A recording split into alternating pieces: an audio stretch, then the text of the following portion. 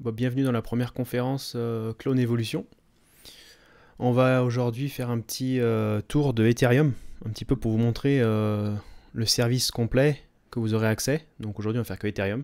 Donc ignorez à gauche Bitcoin, hein. Donc c'est parti. Donc là vous avez le Ethereum CME, donc Chicago Mercantile. C'est-à-dire que c'est là où les institutions s'exposent en levier. Ce qu'on peut voir là, c'est que... Ok, là on est en train d'essayer de le fermer. Je vais essayer de zoomer pour que tout le monde voit bien. Voilà. On a un gap déjà. Donc là, en fait, c'est-à-dire un gap, c'est en fait entre une ouverture et une fermeture. Donc j'essaie vraiment d'expliquer correctement parce que je sais qu'il y a un peu tous les niveaux. Il y en a qui connaissent et il y en a qui sont assez débutants. Donc j'essaie d'expliquer. Tout simplement, un gap, c'est le CME, il est ouvert 5 jours par semaine. Et il ferme le soir et il réouvre. Donc objectivement, il y a des trous. Parce que lui, l'Ethereum, il bouge tout le temps, 24 heures sur 24. Donc ce qui est intéressant en général sur Wall Street, sur les actions, sur le milieu des actions, c'est que ces gaps, ils aiment bien être bouchés. Et c'est les bons endroits pour rebondir. Voilà, c'est pas garanti à 100%. Hein. Comme vous voyez, là on a fait une petite mèche, on a essayé de reboucher, on n'a pas, on y continue. Le problème c'est que là, entre la pump qu'on a eue hier et aujourd'hui, on a créé un gros gap. Donc il y a quand même une probabilité de venir faire un petit range là-dedans, ou au moins une journée, avant de repartir, si ça doit rester bull. Sauf preuve du contraire, on est dans une tendance haussière. Voilà. On a fait un bottom, on lance une tendance haussière. Ce que j'aime pas trop là, donc déjà il y a du gap en dessous, et pas trop au-dessus. Voilà, il est un peu loin. Donc c'est pas spécialement un bon signe, on va dire, pour cet indicateur-là. On a beaucoup de volume à l'accélération sur le CME des institutions, et on a un volume descendant, c'est-à-dire on a une divergence, comme vous pouvez voir là. Vous avez le prix qui monte, pendant que le volume descend. Donc, à un moment, il est possible que on ait un petit range, un petit peu comme vous avez vu ici, hein, accélération haussière dans le volume, baisse de volume, petit range. Donc, même s'il était un peu haussier, on a quand même eu un range hein, entre 18 000, enfin 1900 et on va dire aller à peu près dans ces zones-là, quoi, 1700. Donc, il est possible que pendant plusieurs jours, peut-être ce week-end, Ethereum neutralisé, il ne bougera pas. Voilà. Ici, donc, vous avez l'Ethereum. Et en violet, vous avez l'Ethereum sur Grayscale. Donc c'est intéressant parce que pour l'instant, il n'y a pas de spot ETF Ethereum. Donc comme il va avoir probablement à la rentrée pour Bitcoin, bien que BlackRock ait ouvert un e-share, donc ils ont ouvert un fonds. Je vais vraiment essayer de le faire simple. Ils ont ouvert un fonds comme ils ont fait pour le Bitcoin, comme ils ont fait avant de faire la demande d'ETF. Il y a une probabilité que dans les semaines, voire mois qui viennent, il y ait une demande d'ETF spot Ethereum qui soit fait par BlackRock à la SEC. Donc c'est très intéressant. Ça veut dire que ça ouvre aussi, comme Bitcoin, toutes les institutions, toutes les sociétés, tous les milliardaires, tous les gens qui ont de l'argent, qui ne veulent pas se faire chier à créer enfin surtout qui ne veulent pas prendre le risque de créer des comptes sur des Coinbase, des Binance, acheter des wallets, des clés Ledger, quoi que ce soit, et gérer tout eux-mêmes. C'est-à-dire qu'ils font un virement à BlackRock, ou à n'importe quel fonds. Là, il y a 12 fonds qui ont fait une demande de BTC ETF Spot. Ils font un virement sous contrat, il y a des assurances, c'est-à-dire qu'en cas ils se font hacker ou quoi que ce soit, les gens récupèrent leur argent, donc c'est safe. Comprenez que nous, on est là pour faire de l'argent, on n'a pas des énormes wallets. Je veux dire, au mieux, il y a quelques millionnaires ici, et c'est tout. Quand vous pesez des centaines de millions, ou vous avez une société qui pèse des milliards, ou vous êtes milliardaire, vous avez pas le temps de faire tout ça. C'est pas votre spécialité. Hein, vous prenez, je sais pas, Bernard Arnault, sa spécialité, c'est de créer des sociétés dans le luxe, c'est ce qu'il fait, il rachète des sociétés dans le luxe, il fait marcher Louis Vuitton, tout ça, c'est son business. Si tu lui dis il faut qu'il aille acheter du Bitcoin lui-même, il ne le fera jamais. Donc pour ça qu'il arrive là, ici, les banques privées qui sont en contrat avec des sociétés comme BlackRock, des fonds d'investissement. Et donc la banque privée va lui dire, voilà, ça serait bien que vous exposez à 0,1% sur tel actif. Ok, voilà, prenez l'argent sur mon compte, il fait un virement, contrat, hop, et l'argent est donc envoyé à BlackRock, et BlackRock gère. Voilà, pour n'importe quel actif, mais là, c'est par exemple pour le Bitcoin, et peut-être pour l'Ethereum bientôt. Donc ce qu'on peut voir, c'est que sur Grayscale, c'est pour l'instant le seul endroit c'est un spot Ethereum ETF, c'est juste qu'il n'a pas le nom. C'est pour ça que Grayscale était en procès avec la SEC. Mais ça va être réglé là. Quand ils vont accepter le spot ETF pour BlackRock et tout, Grayscale va se transformer en fonds. Ils ont quand même 600 000 bitcoins, c'est pas rien. Donc Ethereum, c'est pareil. Et ce qu'on peut voir, c'est que les institutions qui veulent s'exposer sur Ethereum sans avoir acheté de l'Ethereum, pour la raison que je vous l'ai expliqué juste avant, ils sont boules, clairement. Et ils étaient même en avance. On peut voir qu'il a commencé à avoir, je vais zoomer, on a commencé ici, donc on voyait la tendance baissière sur Ethereum. Ah, l'aimant va me faire chier, voilà. Hop, vous la voyez. Et ici, donc, une divergence, hein, tout simplement. Hein. Quoique ici, limite. Hein. On était à la ouais, si on se met en dessous, ok. Si on se met en dessous, ouais, on a la divergence. En dessous, mais pas au-dessus. Et encore que, si, limite. Hein. Très, très limite. Voilà. En tout cas, ce qu'on peut voir, c'est que ça a bottom clairement ici. Et ici aussi. Parce qu'on n'a pas fait un plus bas. Dire que pendant qu'on a bottom sur Grayscale, l'Ethereum chutait. Donc c'est que les institutions ont commencé à être boules sur Ethereum. On peut le voir ici. On le voit bien ici avec les W dans des W. Pendant que Ethereum, lui, était en train de se chercher et chutait. Et il a fait un plus bas ici, Ethereum. Et il a fait son W qu'après. Dire que sur Grayscale, c'était déjà parti. Donc c'est pas garanti à 100%, mais c'est des bons signaux. Voilà. Pour l'instant, les institutions sont boules sur Ethereum. Donc bon signe, on va dire. Allez, hop, on laisse Bitcoin de côté.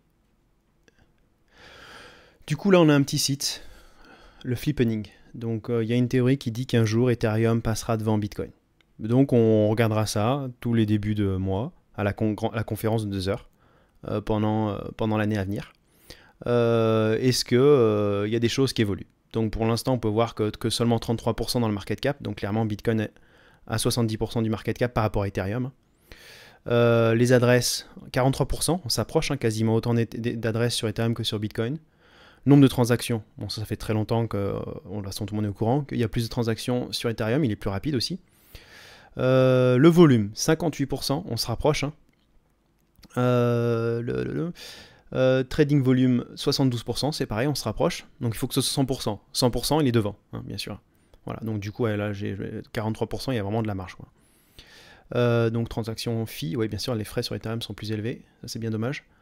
Google Search pour l'instant, clairement Bitcoin est beaucoup plus cherché que Ethereum, mais ça peut changer. Voilà.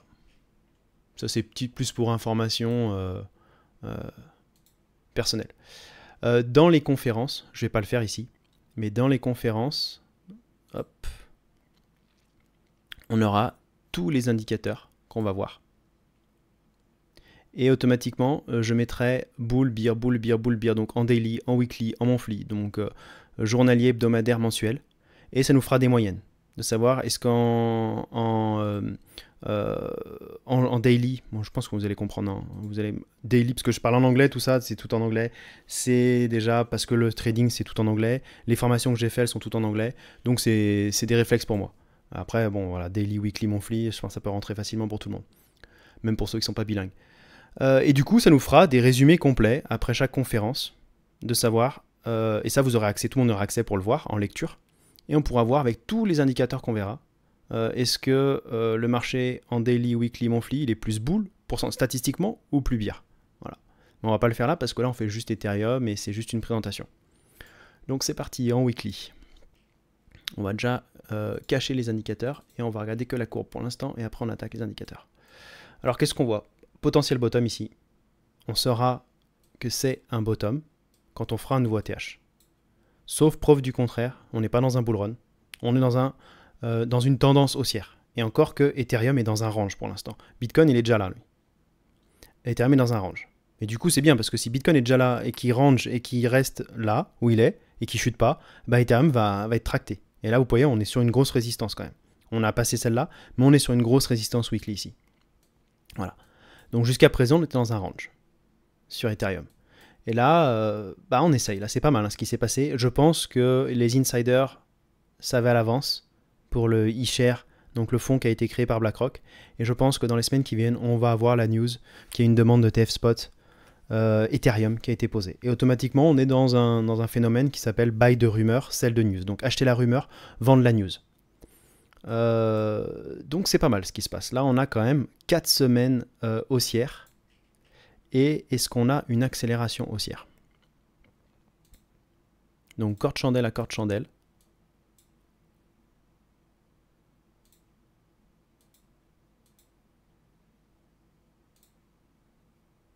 On a eu un petit ralentissement là, vous voyez, hein, 6%, 7%, enfin, 6,80, 7,9%, 5,46, on aurait pu faire un top là, mais non.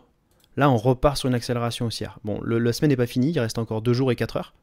Mais si jamais on restait là-haut, on a quand même une sacrée accélération haussière. On peut même limite ignorer celle-là, ou soit on part de celle-là, on dit ok, 5%, 11%, super, grosse accélération qui nous emmènera à 2005 derrière, pourquoi pas. Sinon, on peut ignorer ce petit accalmie-là. Et c'est pas mal, hein. 6, 7, 11. On est quand même sur 4 semaines quasiment là. Si on finit dans le vert, il n'y a pas de raison. Mais bon, en 2 jours, on peut très bien se retrouver là. Hein. Totalement réaliste hein, aussi. Hein. Donc attention, hein. Très volatile la crypto, vous le savez. Hein. On est quand même dans une belle accélération haussière là. Voilà. Et acheter de l'Ethereum là, donc hein, toute cette conférence, hein, j'ai oublié de le préciser. Hein. Mais cette vidéo n'est pas un conseil en investissement, ni une recommandation d'achat ou de vente d'actifs crypto et financiers. Les avis et opinions émis dans cette vidéo ne peuvent engager une responsabilité financière. Cette vidéo ne doit pas être interprétée comme une affirmation selon laquelle un placement ou une stratégie d'investissement sont adaptés à votre situation personnelle. Voilà. Alors, je préfère le préciser, je suis trader professionnel, je gagne ma vie en tradant depuis plusieurs années. Mais c'est pas parce que je vais vous dire quelque chose que ça va arriver à 100%. Si ça arrivait à 100%, je serais milliardaire et je serais sûrement tranquille, tu vois, dans mon coin. Bref. Le truc que j'aime pas ici, c'est qu'on est sur une grosse résistance weekly. Comme vous pouvez voir, on a 2 cordes chandelles qui se ferment au même niveau. Et comme on peut voir, première tentative rejetée en mèche. Donc on va voir, est-ce que dans le week-end, on arrive à clôturer au-dessus, ou est-ce qu'il va falloir faire ça la semaine prochaine. En revanche, une clôture déjà weekly, donc c'est-à-dire un corps de chandelle, comme vous avez ici là. Un corps de chandelle qui clôturerait au-dessus de 2120 à peu près, hein, parce que bon là on est sur le dollar, les termes ça peut changer. Hein, voilà. Ça commencerait à être intéressant. Et si jamais on arrivait à clôturer en weekly au-dessus de 2140, là ça devient vraiment boule. Parce qu'on n'a pas de résistance avant. Ouais, à part les mèches, mais on n'a pas vraiment de résistance avant 2005. Hein. Donc là, d'un point de vue purement chartisme, si jamais on arrive à clôturer, ou on passe au moins au-dessus des 2150, on va dire, hein, en rond, normalement, il n'y aurait pas grand-chose qui devrait, dans les semaines qui suivent, qui devrait arrêter l'Ethereum pour arriver dans les 2500. D'un point de vue purement candlestick pattern, sans aucun indicateur. Maintenant, on va regarder un petit peu Ishimoku. Donc, il n'y a pas d'indicateur magique. Il y a des indicateurs que certains n'aiment pas. Moi, j'utilise tous les indicateurs. Parce que c'est intéressant, vu que je connais pas mal de setup, de trading sur pas mal d'indicateurs. Je ne trade jamais avec Ishimoku, mais c'est en weekly et au-dessus. C'est un très bon indicateur de tendance. Et surtout, je connais les setups de traders sur Ishimoku. Ça me permet aussi de savoir où sont leurs stops et quel genre de trade ils ont. Donc c'est intéressant de ce point de vue-là. Ce qu'on peut voir, c'est qu'Ishimoku nous dit boule, clairement. Depuis qu'on a clôturé au-dessus du prix, au-dessus du nuage, c'est-à-dire limite là. Hein. Ouais, bah, là, attends, si on remonte en arrière, ouais, non, c'est ça. Donc en gros, depuis les 1000, donc depuis la semaine dernière, dimanche dernier, on a clôturé à 1890 à peu près. Clairement, Ishimoku il dit boule. Hein, et la preuve, elle est là. Hein. C'est Ishimoku en petite unité de temps, à mon avis, de mon point de vue personnel d'avoir testé, ça vaut rien. En revanche, à partir du daily, c'est correct, un indicateur tendance, weekly et au-dessus, très intéressant. Voilà. Ça te donne des bonnes statistiques, on va dire. Après, on a donc en violet les bandes de Bollinger, rejet de Bollinger, on s'installe au-dessus de l'EMA 20, et là c'est pas mal, parce que du coup, Bollinger que vous avez ici, si jamais on clôturait là au-dessus de 2080 à peu près, dimanche, on est en train de s'installer de l'autre côté de Bollinger. Voilà. Ici, on s'est installé de l'autre côté de Bollinger. Ce qu'on ne voudra pas voir la semaine prochaine, si on clôture dans cette zone-là, là, c'est ça.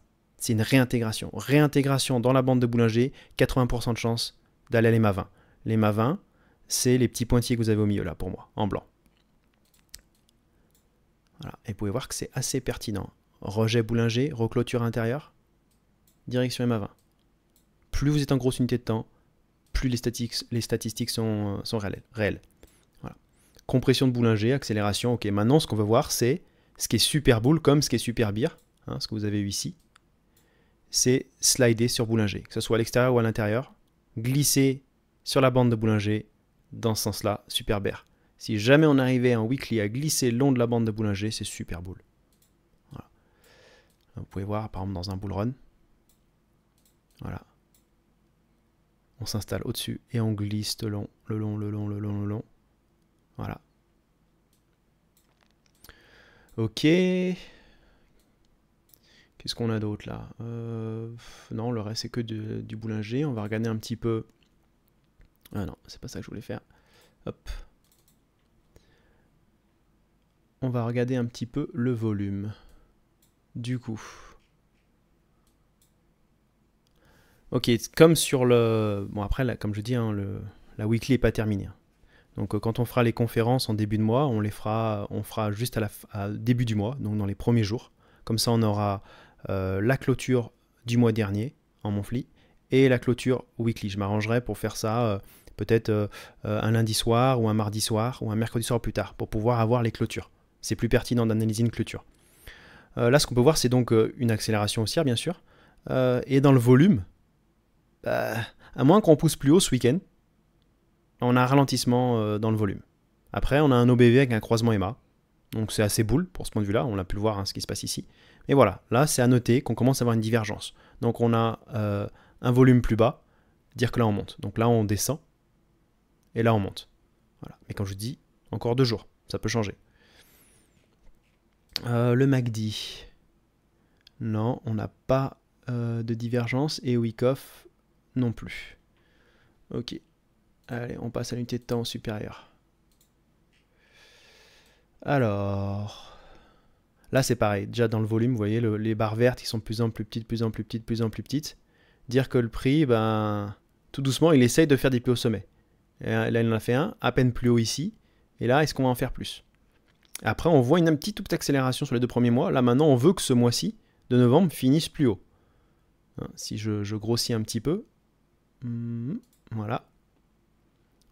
Donc on est là, vous voyez. On descend depuis plusieurs mois, de moins en moins de volume acheteur. Là, ce qu'on voudrait, c'est que le mois de novembre finisse au-dessus. Et du coup, on ferait l'inverse. C'est-à-dire qu'on commencera une accélération haussière dans le volume. Il faut dire que ça monte sans énormément de volume. Hein. Quand je vois le volume qu'on a ici, pas beaucoup de volume quand même. Hein. Le RSI n'est pas en overbought, donc il monte. On n'a pas de signe week-off.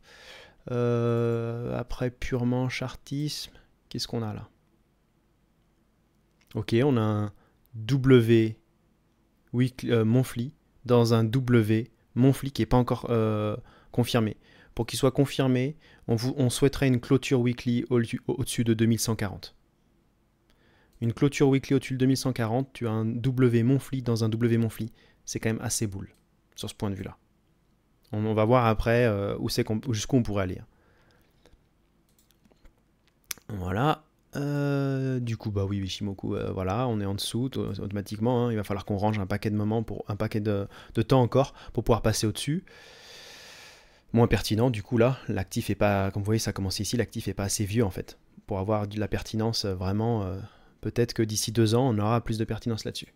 Maintenant, en 3 mois, on a clairement une tentative de W 3 mois sur 3 mois. Bien sûr, pareil, comme je vous dis, hein, 2140. Hein. Si jamais on clôture en décembre au-dessus de 2140, on a un énorme W en 3 mois. Ça, c'est puissant. Comme vous pouvez voir, voilà. Vous voyez ce qui s'est passé là quand on est passé de 300 à 80 balles au crash Covid. Ah non, c'était, ouais, c'est ça, dans la zone crash Covid, vous voyez, le volume avait chuté un petit peu.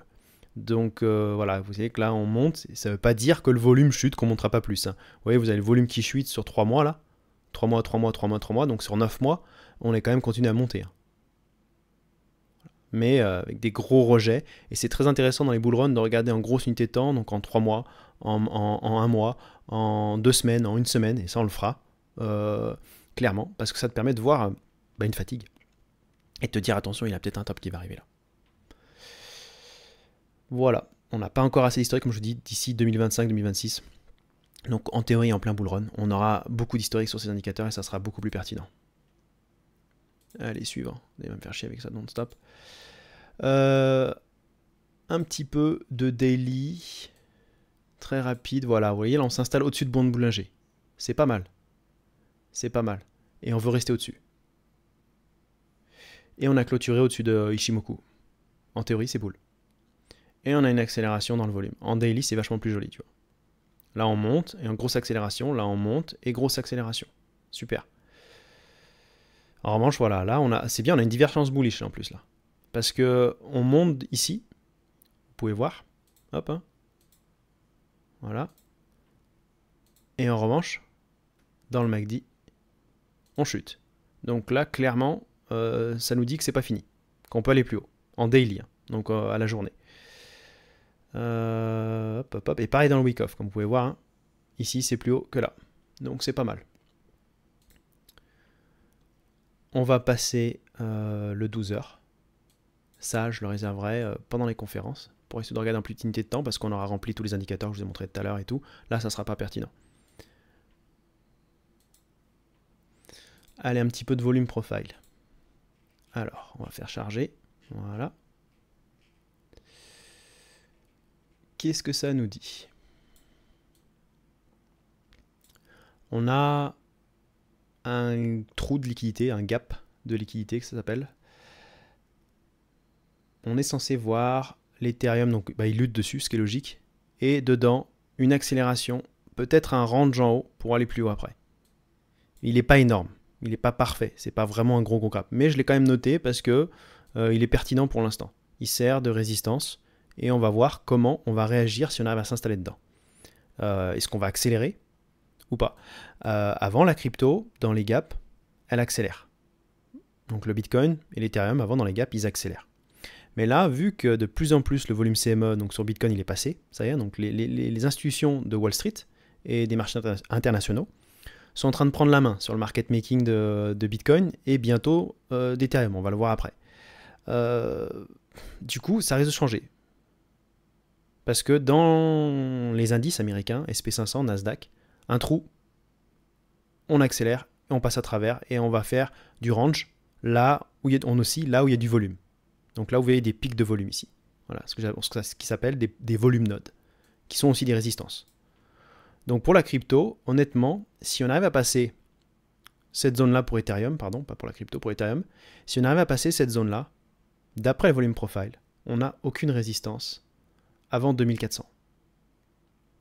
Et en 2400, on a un POC monthly, donc au mois, un POC mensuel et un volume node au même endroit. Donc c'est clairement une zone de distribution. C'est pas parce qu'on distribue ici qu'on va pas plus haut. Hein. Ça peut être distribution, réaccumulation, aller plus haut. Hein. Voilà. Mais clairement, là, on n'a pas grand-chose qui arrêterait le prix. Et quand on peut voir, niveau candle qu'on a vu tout à l'heure, les cordes chandelles, on n'a pas vraiment de résistance avant 2005. Donc je vois pas pourquoi là, vu ce qu'on a ici, pourquoi là, si on s'installe au-dessus, hein, honnêtement, je pense qu'en une semaine, on pourrait aller derrière à 2400. Voilà, et après en support, on a ici à ce niveau-là, donc dans les 1991, un autre POC. Donc un POC, c'est un endroit où il y a eu le plus de volume. Donc en orange, là, c'est les mois, la couleur. Donc l'endroit où il y a le plus de volume en orange, et c'est ça qui est assez balèze, qui me dit que c'est vachement bull, qu'il y a beaucoup d'argent qui ont dû rentrer, c'est que là, on avait une confluence de plein de POC, donc ils font des résistances, et on est passé, on a fait en une semaine, on a un peu lutté dedans, et on est passé assez facilement. Donc c'est plutôt bon signe, pour l'instant, ce qui est en train de se passer là sur Ethereum. Maintenant, on va regarder un peu plus près, en daily. Du coup, on n'a pas encore fait un nouveau sommet, donc celui-là, il compte encore. Quand on aura fait un nouveau sommet, celui-là, je l'arrêterai au bottom, et j'en referai un bottom top. Et du coup, voilà, vous voyez le gap qu'on avait là, le trou de liquidité, on est passé à travers comme dans du beurre. Et là, maintenant, on est en train de s'enrouler autour d'un volume node en daily. Donc là, on est passé dessous, ce qui sert aussi de support et de résistance. Et en vert, ici, vous avez la semaine. On a le POC de la semaine, qui est là pour l'instant, qui n'est pas fini de la semaine. Et donc ça sert, maintenant qu'on est en dessous, ça peut servir aussi de résistance. Mais je pense qu'on va s'enrouler autour jusqu'à trouver une direction, sud ou nord. Pour l'instant, j'aurais tendance à dire qu'on devrait aller un peu plus haut quand même. Mais bon, on est peut-être dans un méga range Donc range, c'est une oscillation hein, d'un point à un autre. Extrémité ici, extrémité là. Et comme vous pouvez voir, voilà. Et peut-être ben, que là, la fête est finie, puis on va retourner en bas. C'est totalement possible. Hein. Ça va dépendre de ce qui se passe sur les indices la semaine prochaine. Si les indices restent neutres et qu'on est décorrélé avec l'Ethereum, eh ben, tant mieux. Hein. D'ailleurs, vu qu'on a fini le volume profile sur cette partie-là, je vais juste revenir en arrière parce que du coup, on n'a pas vu quelque chose d'assez important. Donc Bitcoin, on passe, on fait Ethereum. Voilà. Donc le XI que vous avez ici, le XI, c'est tout le SP500, tout le Nasdaq, en fait c'est toutes les actions américaines ensemble. Voilà. Et là, ce qu'on cherche, c'est des corrélations ou des décorrélations. C'est-à-dire qu'en orange, vous avez le XI. Et ce qu'on a pu voir, c'est que pendant que le XI chutait, Ethereum chutait, puis là, Ethereum a fait un bottom et est parti haussier pendant que le XI continue à chuter. Et là, le XI, donc les marchés américains ont commencé à monter. Pourquoi américains? Parce qu'il y a 33 000 milliards de liquidités dans les marchés américains. À côté, en Chine, en Asie, vous avez 12 000 milliards. Et je crois que le Euronext, c'est 3 000 milliards ou même pas. Enfin, voilà, donc c'est clairement le marché américain qui a le plus de liquidités. Donc c'est celui qui fait la pluie le beau temps. Et ce qu'on peut voir, c'est que Ethereum reste bull malgré la décorrélation qu'on avait là. Les actions, les indices américains et toutes les actions américaines sont en train de monter en général, en globalité, hein.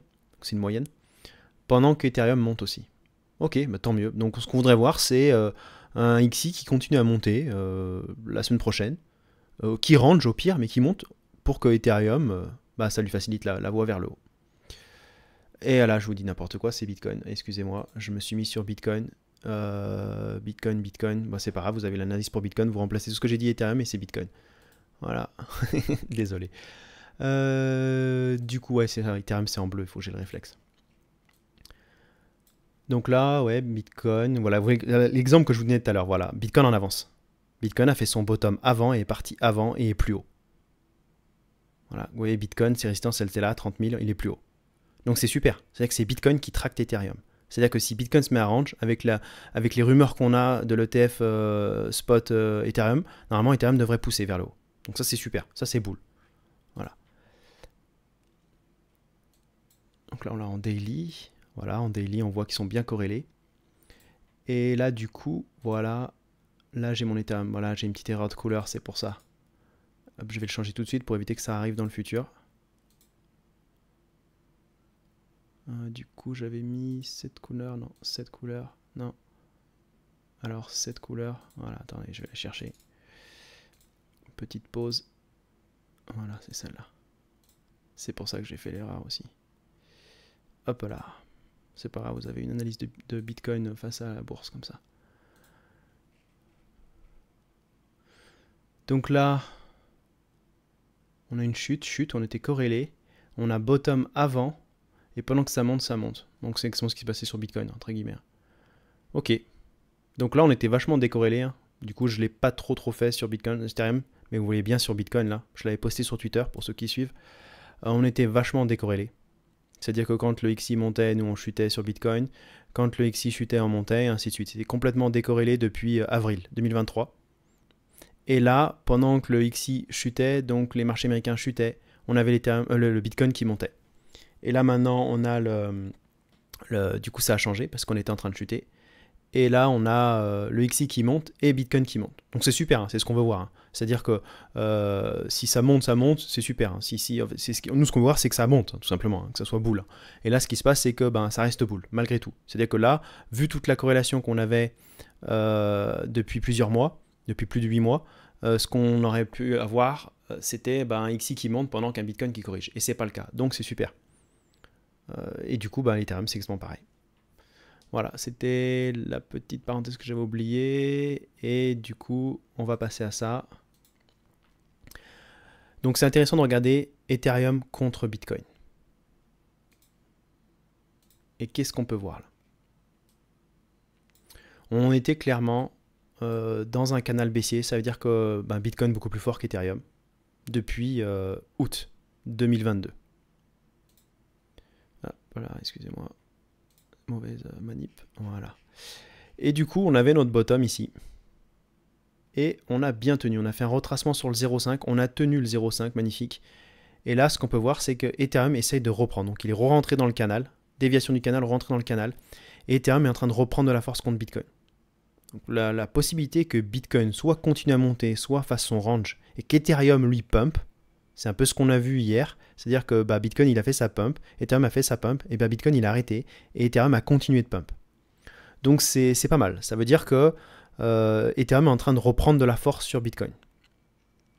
Vous verrez quand on fera des altcoins pendant chaque mois, on regardera souvent des altcoins contre le Bitcoin et contre l'Ethereum. Ça permet de savoir est-ce qu'ils sont plus forts. Parce que si jamais vous avez un Ethereum qui est fort contre le dollar et un Ethereum qui est fort contre le Bitcoin, clairement, pourquoi aller long Bitcoin, aller long Ethereum? Vous gagnerez plus d'argent à long Ethereum qu'à long Bitcoin. Vous gagnerez plus d'argent à acheter Ethereum qu'à acheter Bitcoin, tout simplement. Alors, d'un point de vue Ishimoku, il y a encore du taf. On est vraiment en dessous là. Ok, on a une EMA qui tient. Le volume, on essaye là. Le volume est en train de remonter. On n'a pas de divergence et on n'a pas encore de signaux vraiment sur le RSI. Donc on va rien apprendre sur celui-là. Et là, en daily, est-ce qu'on peut voir des choses? Ok, voilà, on est repassé sous l'EMA 50 jours. Donc Moving Average 50 jours, la moyenne de 50 jours. Ce qu'on voudrait, c'est quand même rester au-dessus. Après, c'est un petit peu logique. Après une grosse montée comme ça, qu'on ait une petite correction, c'est logique là. On a une VWAP, qui est une bonne moyenne de volume dans les 0,05. On a du support ici. On va voir qu'est-ce qui se passe derrière. On a une belle montée. Pourquoi pas faire une structure ici pour aller plus haut. On a une résistance ici. Après, on n'a plus de résistance là. Donc c'est pas mal. De ce point de vue-là, pour l'instant, de mon analyse là, Ethereum reste assez fort contre Bitcoin. Même si aujourd'hui, il n'a pas été plus fort. Donc Bitcoin était plus fort que Ethereum. Petite correction qu'on a eue aujourd'hui sur Ethereum, ce qui est logique.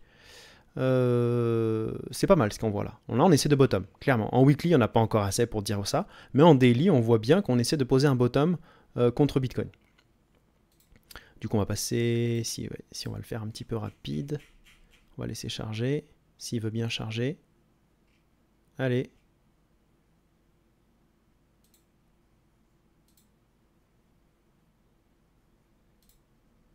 Voilà. Il veut pas, si. Ça y est, super. Alors, du point de vue volume profile, est-ce qu'on a des supports quelque part? Ok, on a une VA en support ici. On est sur un volume node. On aimerait bien quand même revenir au-dessus. C'est un bon support, sinon du coup ça fait une résistance. Là on avait une double résistance de volume node. Ok, là on a du VWAP ancré. Ouais, c'est ça. VWAP ancré de top et de bottom. Je reconnais mes couleurs. Du coup, ouais, c'était un peu logique qu'on ait une résistance ici. Bon là c'est dommage, on n'a pas de structure. On serait ici, voilà, on a une structure, là pour l'instant on chute. Il va falloir qu'on trouve un bottom. Et on peut peut-être juste placer un petit Fibo très rapide pour se demander est-ce que on n'est pas sur le 382 là.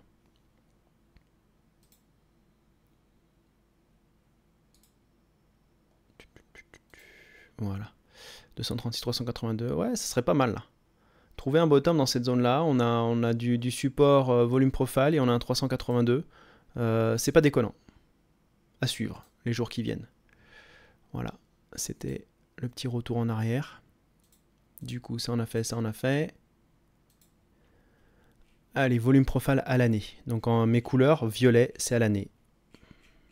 Blanc, c'est tendance.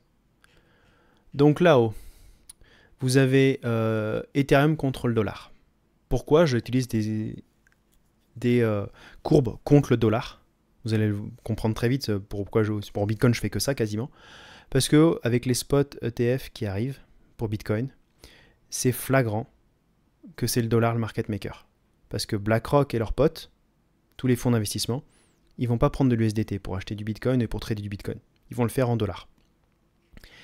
Et du coup, c'est pertinent de regarder en même temps dollar, le CME, donc l'endroit où les institutions font des longues et des shorts, ou spéculent, sur Binance, qui est le plus gros volume en USDT, et sur Binance, là où les baleines et les retail font des longues et des shorts en perpétuel. Donc là, qu'est-ce qu'on peut voir? Qu'à l'année 2023, sur le dollar, on a un POC, donc un plus gros volume, à 1634. Et on va regarder si on commence à avoir des divergences là-dessus. C'est-à-dire que si les POC ne sont pas au même endroit. À l'année, tac, tac, tac, ils sont tous au même endroit. Pour l'instant, le dollar ne surpasse pas l'USDT sur le market making. Donc market making, c'est un métier. Par exemple, Goldman Sachs le font. Il y a plein d'institutions qui le font. Ils ont des institutions qui tradent, qui font comme vous, des longues, des shorts, du spot, voilà, et des institutions qui font du market making. C'est-à-dire qu'eux, ils se mettent sur l'order book, sur le book, l'order book en français, le carnet d'ordre, et ils ont des algorithmes et des liens qui leur disent, voilà, si vous achetez tout ce qu'il y a à vendre là, on emmène le prix ici, et parce qu'on amène l'équité, on va gagner tant.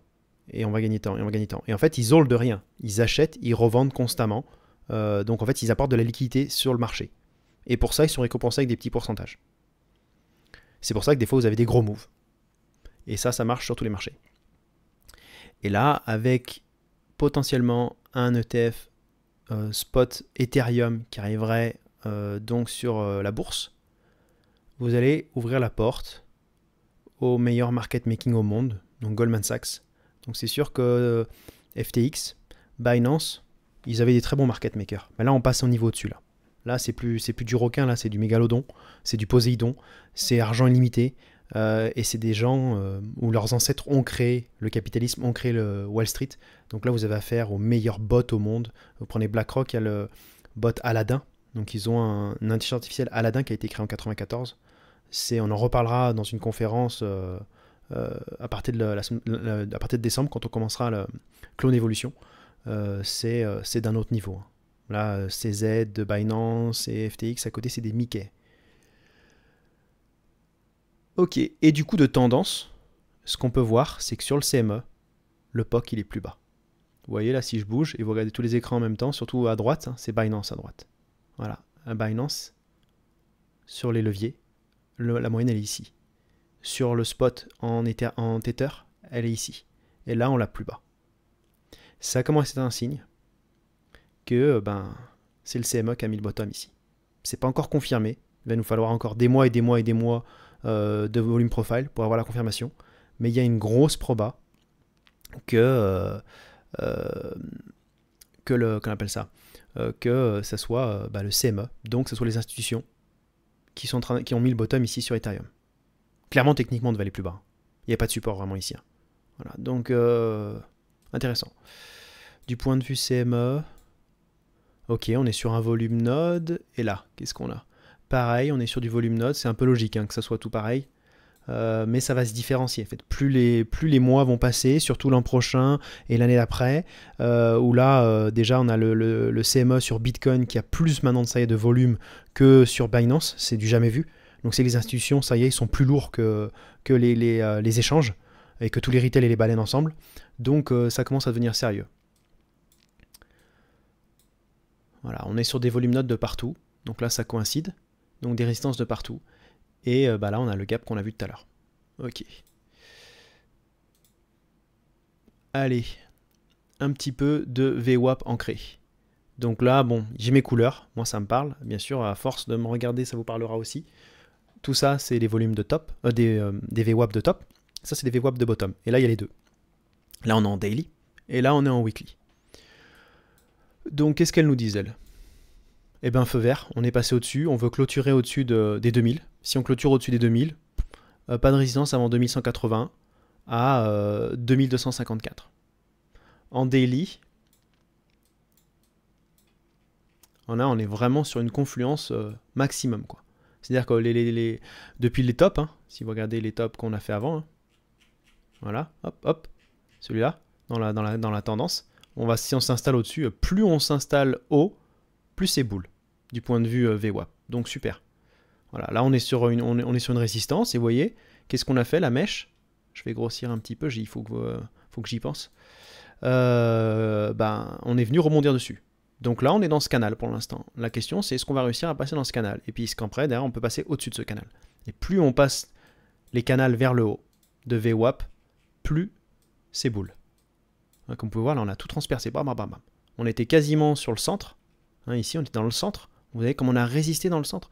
Les plus grosses résistances de VWAP. Et un par un on passait les échelles. Voilà, là vous avez ce bloc et on est passé, et après puis là, grosse poussée. Et pareil dans celle de bottom. Donc tous les bottoms, depuis le bottom potentiel qu'on a sur ce bear market, et comme vous pouvez voir, ça sert de support et ça sert de résistance. Et là on a lutté. Vous voyez, on avait deux rouges, une orange, on avait des zones au milieu des VWAP de compression énorme. Et puis après, c'est parti. Comme vous pouvez voir, accélération. Voilà, et là, rien à cirer. Super fort, là, cette candle.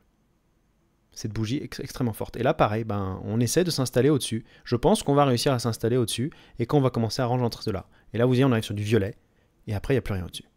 Donc ça, c'est super. C'est-à-dire que ça devient méga boule, de ce point de vue-là. Mais ça veut dire aussi qu'on est peut-être... On s'approche tout doucement de la fin de ce mouvement haussier. Voilà ce que peuvent nous dire les VWAP. On en est à 41 minutes. On va essayer de se dépêcher un petit peu. Là, du coup, on a passé l'historique. Ça va pas être pertinent. C'est beaucoup plus pertinent sur Bitcoin. Les boîtes de Gann avec les Gann, les Fib Speed Resistance Fan. Là, c'est pas trop pertinent. Vous pouvez voir que ça nous sert de résistance à gauche là. Ça nous sert de résistance, mais là c'est pas très pertinent parce qu'on n'a pas assez d'historique sur Ethereum. Comme vous verrez que sur Bitcoin, c'est extrêmement pertinent. Là, pour l'instant, ça nous sera peut-être pertinent plus tard, dans un bull run. Et à chaque fois, il va me le faire.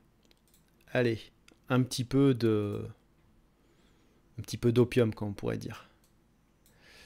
Donc, qu'est-ce qu'il nous dit Mister Ethereum? Voilà, ici, x2. Donc déjà, toutes les baleines qui ont réussi à acheter cette mèche, ou ceux qui ont posé le bottom, donc les market makers, baleines, market makers, ce que vous voulez, vous appelez comme vous voulez, les plus gros acteurs du marché, ils ont déjà fait un x2 là. Comme on peut voir, au x2, ils aiment bien distribuer, ce qui est logique. Toi, tu achètes 1000 balles là, tu te fais 2000 balles, bon, c'est pas mal, mais t'es pas super content. Tu achètes 1 milliard ou 10 milliards ici, tu te fais 10 milliards de profit, ouais, ça vaut pas mal. En quelques semaines, ça vaut quand même le coup de prendre du profit. Voilà. Du coup, là, on a réussi à passer au-dessus. En théorie, d'après ce graphique, voilà, le x2, on l'a passé, à moins qu'on réintègre sous les 1700. Ils ont distribué ce qu'ils avaient à distribuer, ils ont réaccumulé ce qu'ils avaient à réaccumuler. Maintenant, prochain objectif, dans un bull run prochain, qu'on pourrait bien voir commencer l'an prochain, et très probablement en fin d'année, et en 2025, en théorie, on devrait y être. On a le x5 ici, qui nous emmènerait au-dessus de la TH. Donc ce qu'on veut voir, c'est le transpercer.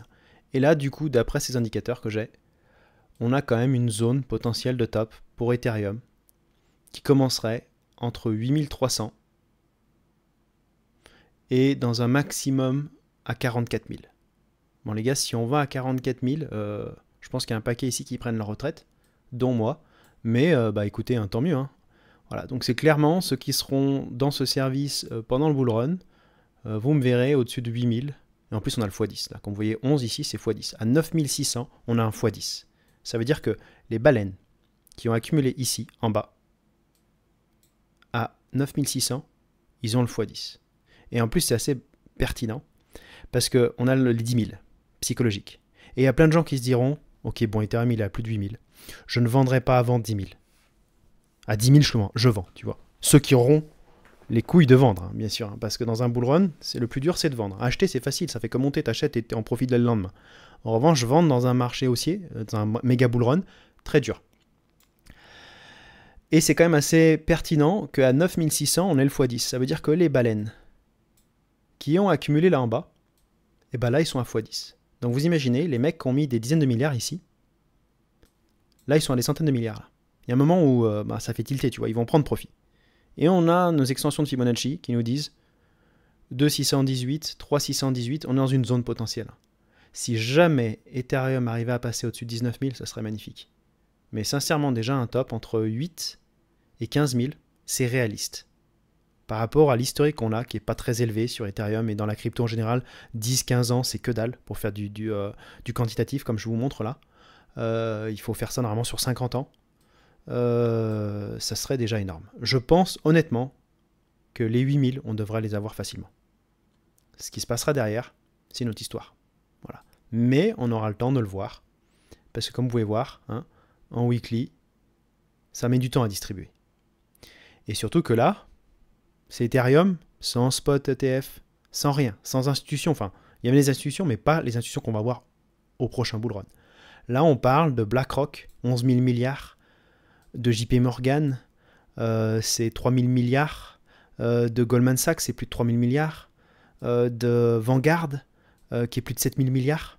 Là, on va avoir des institutions. Si jamais on a un spot ETF Ethereum, et la probabilité elle est très très élevée avec les shares qu'ils ont fait, je veux dire, je vois pas pourquoi BlackRock ouvrirait un fonds en Ethereum, comme ils ont fait pour Bitcoin, pour pas faire une demande de d'ETF derrière. Donc la probabilité qu'ils le font, elle est très très élevée. Donc pour les Ethereum maximalistes, soyez contents, ça va performer grave.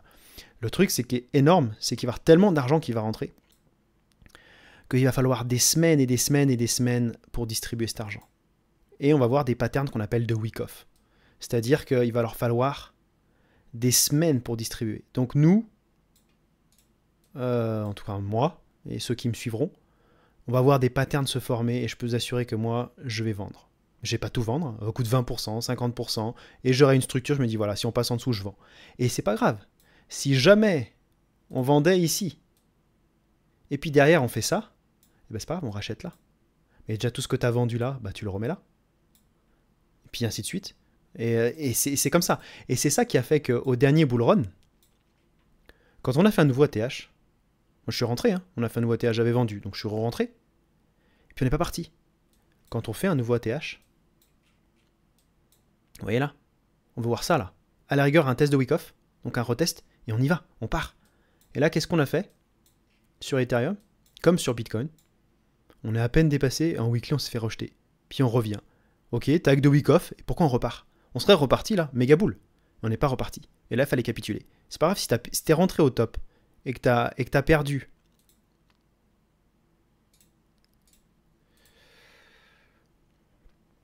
Et que t'as perdu, allez, t'aurais capitulé ici. T'as perdu 20%. Donc je dis n'importe quoi, t'étais rentré avec 10 000, il te reste 8 000. Et ça, c'est tout le profit que t'as fait ici. Et ben, je peux t'assurer, si t'avais vendu en ayant perdu 2000 balles, sur ton maximum de profit que tu avais fait 10 000 à la montée là, allez, on va prendre un chiffre un peu plus fun, tu avais fait 100K là à la montée là, puis là tu avais perdu 20K, il te restait 80K, tu vendais là aujourd'hui tu es un génie d'avoir vendu ici, tu serais super content de toi, parce qu'il y a des gens, on est jusque là, on est là, et on est encore là aujourd'hui, ils n'ont jamais vendu. L'objectif c'est de vendre sur les marchés, c'est-à-dire que tu accumules dans les marchés, dans les zones d'accumulation, tu vends. Pendant que ça monte, tu distribues. La plupart des gens ne vendent jamais. Voilà. Pour ce petit graphique, je me suis un petit peu attardé. Là, on n'a pas grand-chose. On a combien? On a 48 minutes. Je vais essayer de finir là dans les 10 minutes qui restent. Ok, on est en train de lutter sur la pitchfork. Ce qu'on voudrait voir, c'est rentrer dedans. Pareil, moins pertinent sur Ethereum, beaucoup moins de bottom et de top dans le passé, contrairement à Bitcoin qui est plus âgé. Vous verrez, sur Bitcoin, super pertinent. Et ça sera pertinent pour nous. Hein, quand l'Ethereum sera au-dessus de 5000. On va avoir des grosses zones de résistance là. Donc c'est intéressant à surveiller. Là, en plus petite unité de temps. Ok, là on est sur une zone de résistance, clairement. Cet indicateur nous dit zone de résistance. Il y a une probabilité qu'on range ici, ou qu'on vienne coller et passe au-dessus. Une fois qu'on passe au-dessus, on est sur un nouveau canal. Pas beaucoup d'historique. Pareil, difficile de savoir est-ce que c'est pertinent. Pour l'instant, c'est pertinent. Vous voyez voir, c'est super pertinent. Ça sert de support et de résistance. On verra, avec les mois qui viennent, si cet indicateur est pertinent ou pas, ou si je le jette. Dans les trendlines, donc un conseil, ne faites pas vos trendlines sur des mèches. Chaque échange a des mèches différentes. Dans la crypto, évitez ne comptez pas les mèches. Et faites vos cordes chandelles. Le cordes chandelles, c'est ce qu'il y a de plus fiable. Et comme vous pouvez voir, moi je fais que les cordes chandelles là, et c'est super pertinent. Voilà, regardez, à la mèche près là. Pam. on tient. Là, la mèche près. Voilà. Là, ce que je vois pour l'instant, c'est qu'on vient de lutter sur cette ancienne trendline qui était une zone de résistance, qui est devenue un support, qui est devenue une résistance, et encore un support, et une résistance. Et là, on a une résistance. Donc, on va voir Ethereum Bull passer au-dessus. Et là, on en a une rouge. Donc, les rouges, c'est du top qui n'ont pas encore cassé. Quand elles sont jaunes, c'est top ou bottom qui ont cassé. C'est-à-dire qui ont servi autant de support que de résistance, et qu'on est passé à travers. Voilà. Pour l'instant, comme je vous dis, il y a encore du travail. Comme vous pouvez voir, quand on vient lutter contre une résistance, on peut rester plusieurs semaines avant de passer.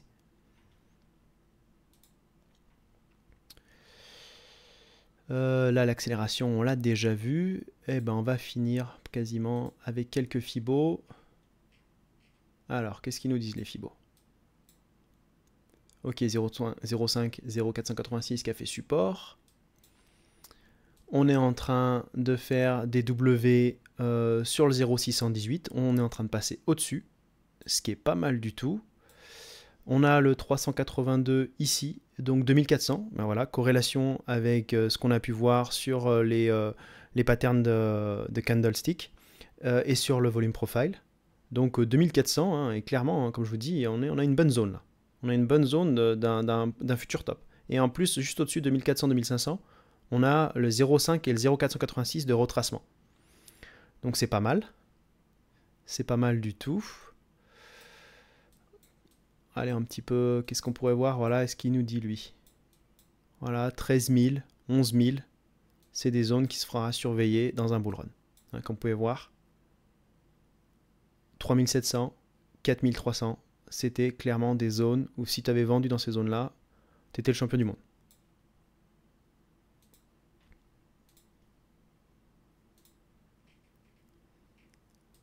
Une petite extension de Fibonacci, on en est où là? Oui, bien sûr, on est en train de lutter quasiment sur le 1.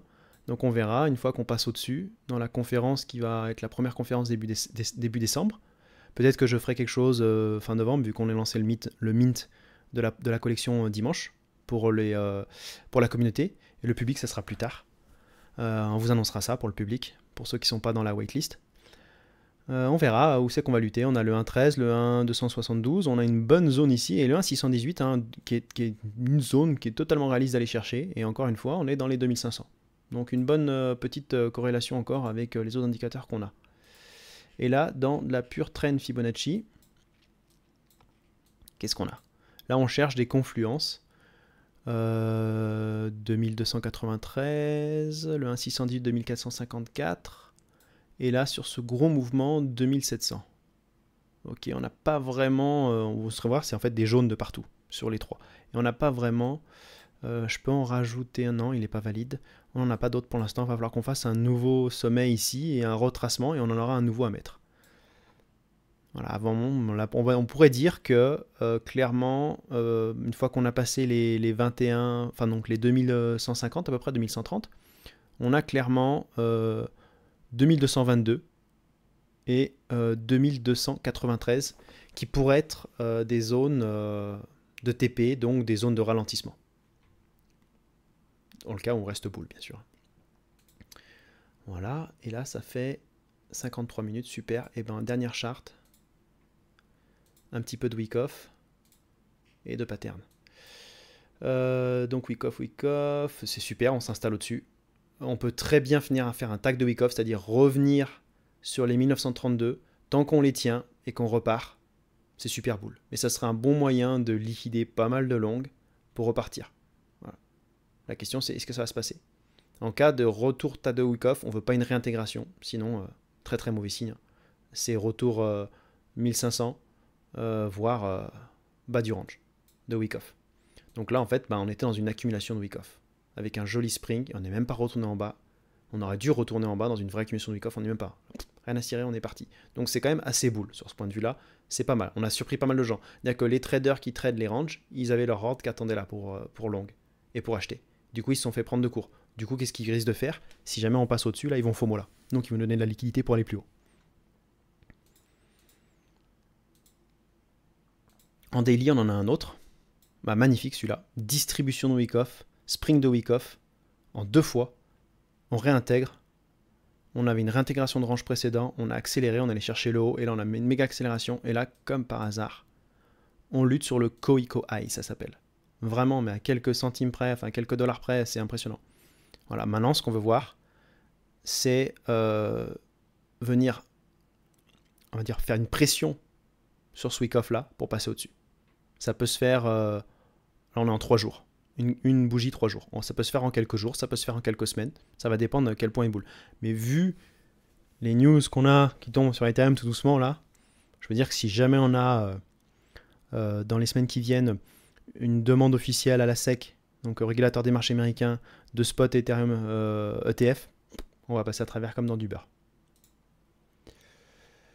Oh, celui-là on l'a passé, on peut regarder un petit peu des supports résistance, ok, ce double bottom on l'a validé, voilà, on a pas mal de résistance qu'on pouvait voir là, on s'est arrêté pas loin, donc c'est la dernière résistance qu'on a hein, sur le chemin, avant d'aller aller peut-être un peu, encore cette mèche, je suis même pas sûr, cette mèche plus peut-être, ici là, 2300. Comme je vous dis, normalement, si on passe au-dessus, ça devrait accélérer un peu comme ici. Hein. Surtout que là, on avait de la résistance, et on a quand même réussi à y aller. Assez fort. Hein, comme vous voyez, cette montée assez impressionnante hein, quand même. Tac, tac, tac, tac, tac. C'est pas mal du tout. Vive la crypto pour ça. On a un petit pattern en Monthly. Ouais, voilà, c'était le W qui n'est pas encore validé. Ok, ouais, le 618 2525, totalement réaliste. Voilà, là on a des petits patterns intéressants. Ça c'est ce que je posterai dans la section clone évolution quand il faudra les prendre. Ça peut être une fois par semaine, ça peut être une fois par mois. Quand ils arriveront, ça sera souvent des patterns en weekly qui sont forts et ça vous donnera des bonnes zones pour faire vous-même vos trades. Si vous voulez acheter long, c'est votre problème. Chacun fait ce qu'il veut après. Moi, je donne le pattern, je donne l'analyse, je donne les statistiques et après, chacun sa merde. Arrivé 1,272, ouais, c'est pas mal. Ça nous fait combien? Ça nous fait un 2300. Ouais, 2300. En plus, avant les 2400, 500 qu'on voit les résistances, il est pas mal ce pattern. Bullish flag, validé, bien sûr, hein, puis on est bien parti. Hein. Ici, on a 2 falling wedge différents, avec 2 targets différentes. Il y en a un, on a quasiment atteint la target. Clairement, les traders qui ne veulent pas attendre et qui ont bien raison, parce qu'on était sur des résistances, ils ont peut-être déjà pris profit, dont le fait qu'on est en train de rejeter un petit peu la mèche. Sur le falling wedge rouge. Et sur le falling wedge jaune, on a une target, encore une fois, à 2300. Ça nous fait quand même pas mal de patterns, de retournements de marché qui nous donnent dans les 2300. C'est pour ça que je pense qu'on devrait y aller à un moment à l'autre. Et là, ici, donc là, on avait un Head and Shoulders qui a été validé, super trade. Et là, donc, on avait 3 patterns, rectangle, triple bottom, double bottom, et ils ont tous atteint leur target. Tac, tac, tac. Voilà, c'était une bonne zone de TP, et ben on est quand même allé plus haut. Donc vous dites-vous bien que les traders qui tradent les patterns, qui sont spécialisés là-dedans, ils ont pris beaucoup de profit ici, et ça n'a pas arrêté le cours, en daily, pardon. On est en daily, ça ne l'a pas arrêté. Donc c'est quand même super que malgré toutes ces zones de profit, on est passé à travers. Du coup, ça fait que ils ont TP là, et peut-être qu'ils vont être impatients de re-rentrer. Donc nous apporter de la liquidité pour aller plus haut. Voilà pour Ethereum. Et voilà là, un petit aperçu de ce genre de conférence qu'on aura. On fera pareil pour Bitcoin. Et on aura tout plein de sites de quantitatifs qu'on fera en premier en début de conférence. Ainsi que de la heatmap un petit peu pour voir un petit peu les ordres, qu'est-ce qui se passe, est-ce qu'il y a des gros qui rentrent ou pas. Voilà, j'espère que ça vous a plu. Et si vous êtes intéressé pour suivre ça tous les mois, pardon. Donc tous les mois, on aura une conférence de 2 heures en début du mois. Au milieu de mois, on aura une vidéo de récapitulatif, qui peut durer 10 minutes, 20 minutes, 1 heure, ça dépend s'il y a des nouvelles choses à dire. Et après, il y aura des channels où tous les jours, je donnerai des news avec les sources, et je donnerai mon avis sur ces news. Est-ce que c'est bull, est-ce que c'est bear et on aura un channel où vous pourrez tous communiquer. On aura une vocale aussi, tout le monde pourra communiquer. Et après, on aura un channel idée de trade, un petit peu analyse, trading crypto, où là, je posterai des patterns, des idées, des analyses d'un coin ou quoi que ce soit. Et bien sûr, en fin en fin de conférence, au début du mois, on ira voir un petit peu des alts, des microcaps, et bah, quand il y aura des microcaps intéressants ou des alts intéressants à acheter, automatiquement, bah, je les mettrai dans ces trades, dans ces calls qu'on va faire. Voilà. Et il va falloir se roder aussi un petit peu. Hein. Là, vu qu'on a dit qu'on faisait que Ethereum, c'est un peu parti à gauche, à droite, mais on essaiera de faire ça avec le temps beaucoup plus structuré. Donc si vous êtes intéressé, rejoignez-nous sur Discord. Mon YouTube où cette vidéo va être postée, c'est Saga Trading. Et pareil pour le Twitter, Saga Trading. Voilà. Et on vous dira exactement, l'équipe vous dira, des sénateurs, quand c'est que ça sera ouvert au public. Allez, je vous dis à bientôt.